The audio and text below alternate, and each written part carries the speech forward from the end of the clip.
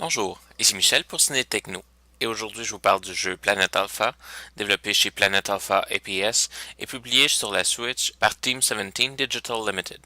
Vous vous retrouvez sur une planète à l'environnement mouvant et rempli de menaces robotiques.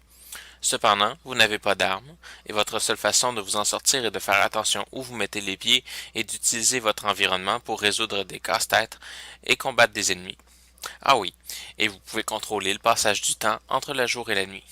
La première chose qui frappe, et qui frappe fort avec Planet Alpha, est la beauté du graphisme et des paysages. Autant le personnage joué est presque minimaliste, autant le décor est touffu de plantes, de nuages, de pierres, tout avec des reflets lumineux et des couleurs impressionnantes.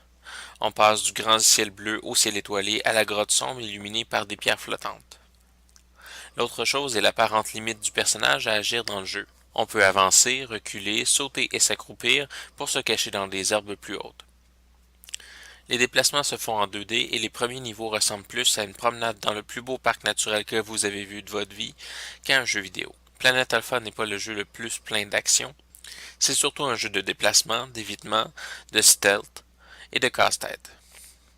Mais le concept de contrôler le passage du jour à la nuit est très intéressant dans un environnement aussi mobile que celui de Planet Alpha. Les rochers flottants vont bouger pour vous aider à traverser des gouffres, mais aussi à éliminer des ennemis qui se trouvent sur votre chemin. Des plantes vont pousser pour créer une plateforme sur laquelle sauter, mais aussi pour attirer des insectes qui vous barrent le chemin. Même si le jeu est un peu lent, c'est un jeu qui est très intéressant, mais surtout très beau. On ne se lâche jamais des décors qui changent tout au long du jeu. Le gameplay est simple, mais l'interaction avec l'environnement réussit à exploiter le maximum des capacités limitées du personnage.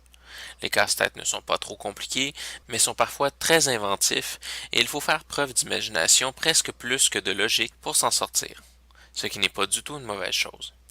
Bref, Planet Alpha est un jeu extrêmement intéressant, peut-être pas le jeu le plus excitant auquel vous allez jouer, mais c'est aussi un jeu presque contemplatif qu'il faut prendre le temps de bien regarder.